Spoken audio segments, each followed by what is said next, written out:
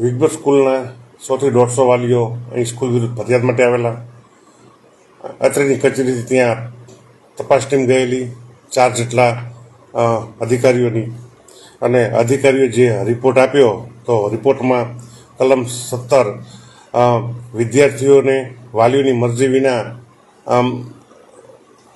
દબાણ કરવા માટે, એ ઉપરાંત શાળામાંથી વિવિધ ગણવેશ પુસ્તકો ખરીદવા બાબતે કલમ નંબર 17, સરકારશ્રીના અપાયેલી સૂચનાનું પાલન ન કરવા માટે કલમ નંબર 19, એ ઉપરાંત લાયકાત વિનાના શિક્ષકો અને આચાર્યો પણ નથી, એ કલમ 23.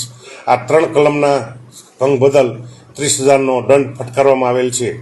એ ઉપરાંત આની જાણ FRCને પણ આપણે કરવામાં આવશે શાળા વિરુદ્ધ.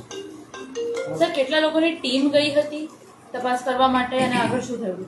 તપાસ કરવામાં 4 લોકોની ટીમ ગયેલી હતી. તપાસ ટીમે અહેવાલ આપ્યા બાદ જ આપણે એક્શન લીધેલ છે. અન્ય કઈ શાળાઓમાં બી આ પ્રકારની કાર્યવાહી કરવામાં આ પહેલાં પોદાર વર્લ્ડ સ્કૂલ વિશે પણ કાર્યવાહી કરવામાં આવી છે.